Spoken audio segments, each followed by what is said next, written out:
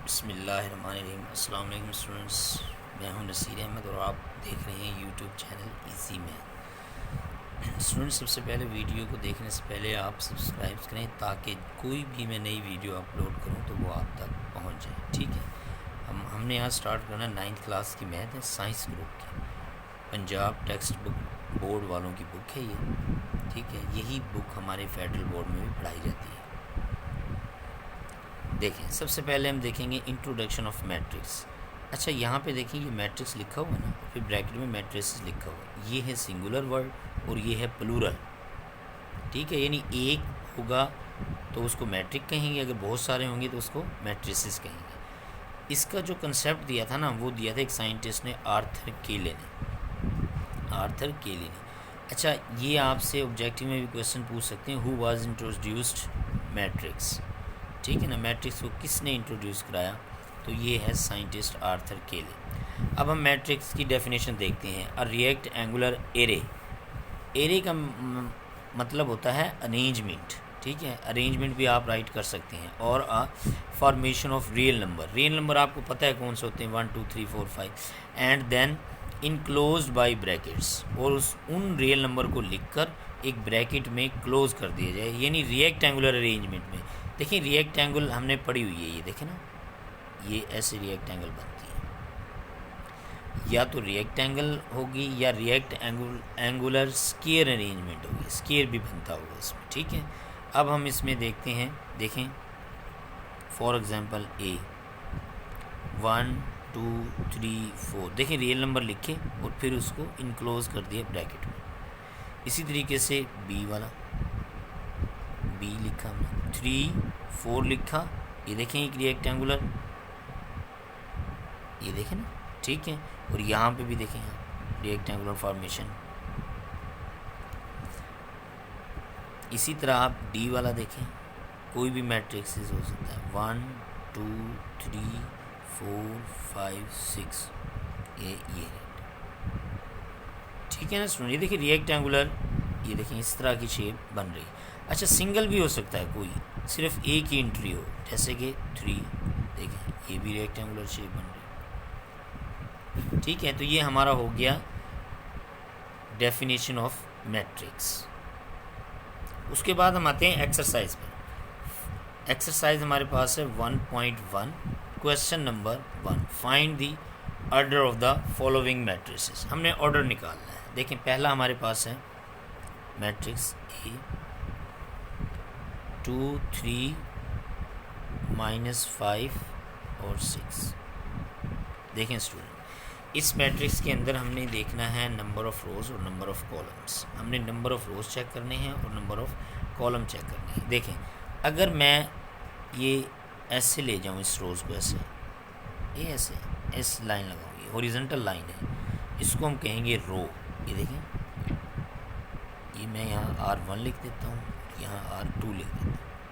अगर हम vertical line लगाएं ऐसे, ये C1 और ये C2, ये कॉलम हो जाएगा आपका ऐसे। ठीक है, देखें ऐसे, ये रोज़ और ये ऐसे कॉलम। ठीक हो गया। अच्छा, अब हम देखते हैं कि इसमें कितनी रोज़ और कितने कॉलम हैं। ऑर्डर निकालने के लिए नंबर ऑफ़ रोज़ और नंबर ऑफ़ कॉलम चेक करने हैं हमने। देखें यहाँ पे कितने हैं ऐसे, यानी 2 रोज़ हैं, तो यहाँ लिखेंगे हम number of rows by number of columns. अच्छा, रोज़ कितनी हैं 2। अब ये देखें डैश और ये बाई लिख देंगे हम, ये वाला, और नंबर ऑफ़ कॉलम कितनी है 2। ये हमारा ऑर्डर आ गया। ऑर्डर निकालना बिल्कुल आसान है, इसके लिए आपको नंबर ऑफ़ रोज़ और नंबर ऑफ़ कॉलम का पता होना चाहिए। ठीक है। अच्छा, अब हम इसका नेक्स्ट प्रैक्टिस करते हैं, ई वाले, सी वाला करते हैं। देखते हैं C1 मैट्रिक्स 2 और 4। अब देखें ज़रा, अगर मैं इसमें ऐसे लाइन लगाऊं तो एक ही लाइन में दोनों कवर हो जाएंगे ये। अगर हम ऐसे लगाएं, यानी वर्टिकल लगाएं, तो 2 लाइनें हमें लगानी पड़ेंगी। तो इसका मतलब क्या हुआ, नंबर ऑफ़ रोज़ ऑर्डर निकालेंगे, अभी इंग्लिश में लिखने की ज़रूरत नहीं है, ये मैंने समझाने के लिए आपको लिखा था। देखें नंबर ऑफ़ रोज़, इसमें सिर्फ एक रोज़ है, 1 आ गई, बाई नंबर ऑफ़ कॉलम, ये देखें 2 कॉलम है तो ये 2। ठीक है स्टूडेंट, अब हम करते हैं इसका एच वाला क्वेश्चन, एच वाला मैट्रिक्स। देखें 2 3 4 1 0 6।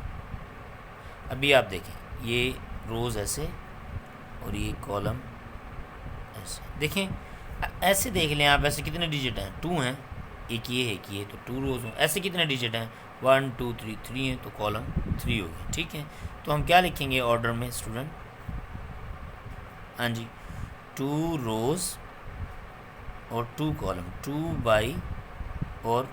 3 कॉलम्स, ये हमारा। अच्छा एक सिंगल भी हो सकता है, सिर्फ सिंगल एंट्री। देखें एफ़ ले लें हम, एफ़ वाला मैट्रिक्स, इसमें सिर्फ 2 दिया हुआ उन्होंने, तो इसमें 1 रो है और 1 कॉलम है। देखें अगर हम ऐसे जाएँ तो 1, ऐसे जाएँ तो ऑर्डर क्या होगा स्टूडेंट इसका, 1 बाई 1। ये आपका क्वेश्चन नंबर सॉल्व हो गया। अब हमने स्टार्ट करना है स्टूडेंट क्वेश्चन नंबर 2।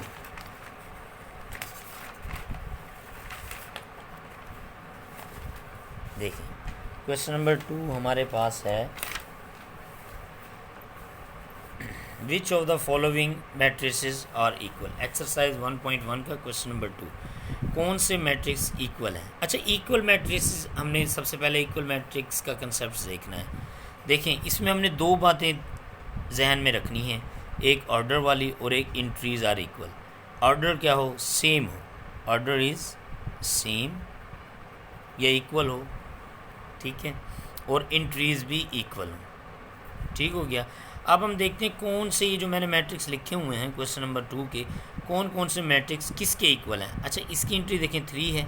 अब हमने कोई ऐसा मैट्रिक्स देखना है जिसकी एंट्री 3 हो, सिर्फ 3 हो ओनली। देखिए ये 5 - 2 3 होगा, इसकी एंट्री भी 3 है, इसकी एंट्री भी 3 है। और ऑर्डर देखेंगे इसमें 1 रो 1 कॉलम है, इसकी भी 3 होगा तो 1 कॉलम और 1 रो होगा। तो इसमें हम क्या लिखेंगे, इक्वल मैट्रिक्स A = C, बस इतना लिखना है हमने। ठीक है, यानी A किसके इक्वल है, C के। अब नेक्स्ट देखें, अब हमने देखना है स्टूडेंट B वाला। देखें B 3 और 5, इसमें 1 रो है और 2 कॉलम है।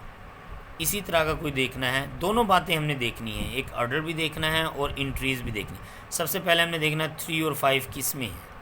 देखें ये 5 3 है, 3 5 नहीं है ये। आगे चलते हैं, देखें ये वाला 3 और ये, इसको हम सॉल्व करेंगे तो 5 बनेगा, यानी इसमें 1 रो है और 2 कॉलम है। देखें 1 रो है और 2 कॉलम, ऑर्डर सेम हो गया। अब हम देखेंगे इंट्रीज, देखिए यहाँ भी 3 है, यहाँ 5 है और यहाँ भी 3 है यहाँ। तो इस तरीके से हम B किसके इक्वल होगा स्टूडेंट, हमारा B = I के। ये भी सॉल्व हो गया। ठीक है, C हम कर चुके हैं किसके था। अब हम देखते हैं D। अच्छा D की एंट्री किसी में भी नहीं है इसी तरह की एंट्रीज, ना ही ऑर्डर इस तरह का किसी में नहीं है, तो इसमें इसको नहीं छेड़ेंगे, आगे चलेंगे E वाला। अच्छा E में क्या है, 4 है और 0 6 2। अच्छा यहाँ पे देखें H में 4 0 6 2, ये सेम हो गया, इंट्रीज भी सेम है और ऑर्डर भी सेम। अच्छा दोनों बातें लाजमी होनी चाहिए, एक तो ऑर्डर और एक इंट्रीज। देखें ऑर्डर 2 रोज़ 2 कॉलम, 2 रोज़ 2 कॉलम, इंट्रीज सेम। अब E = किसके हो गया स्टूडेंट, H के। अच्छा J वाला देखें आप, ये भी 4 हो जाएगा और ये 0 होगा और ये 6 होगा और ये 2। देखें ये भी इस तरह की एंट्री बन जाएंगी अगर हम इनको सॉल्व करें, और ऑर्डर भी इसका सेम। तो ये भी E = H = J, यानी ये तीनों मैट्रिक्स जो हैं इक्वल हो। ठीक हो गया स्टूडेंट। अब हम आगे चलते हैं F वाला। F में देखते हैं 2 और 6, तो यहाँ पे इस तरह की एंट्रीज कौन सी हैं, सिर्फ ये है। देखें 3 - 1 2 बनेगा और 3 और 3 6 बनेगा।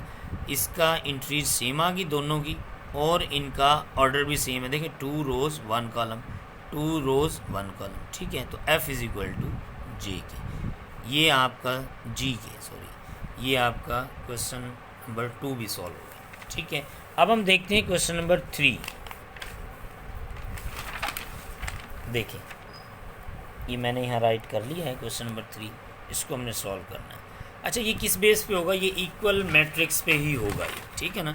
जो हमने इक्वल मैट्रिक्स पढ़ा है ना अभी, जिसकी मतलब इंट्रीज सेम हो यानी इक्वल हो। अभी इंट्रीज देखें इक्वल है, a प्लस सी है, यहाँ पे 0 है, हमने इसको इक्वल रखना है। मतलब ये देखें ना इक्वल लिखा हुआ है, हमने इसमें इनको इक्वल रखना है। देखें a प्लस सी किसके इक्वल रखेंगे आप? 0 के। a प्लस 2b किसके इक्वल रखेंगे आप? -7 के। और c माइनस 1 किसके इक्वल रखेंगे? c के। और 4d माइनस 6 किसके इक्वल रखेंगे? d के। तो हमने find the value of a b c d and d, हमने इनकी वैल्यू निकालनी है, ठीक है। अब हम इसको सॉल्व करते हैं। देखें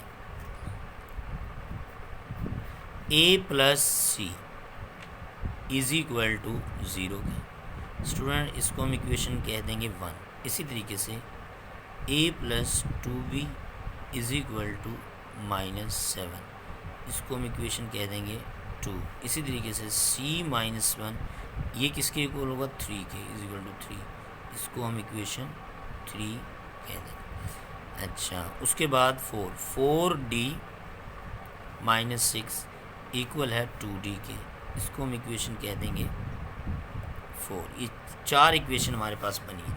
अब हमने इसको सॉल्व करना है। अब हम इसको सॉल्व करते हैं। देखें हमने a b c और d की वैल्यू फाइंड आउट करनी है। देखें हम ये वाली इक्वेशन सॉल्व नहीं कर सकते क्योंकि इसमें a और c दोनों ही अननोन है।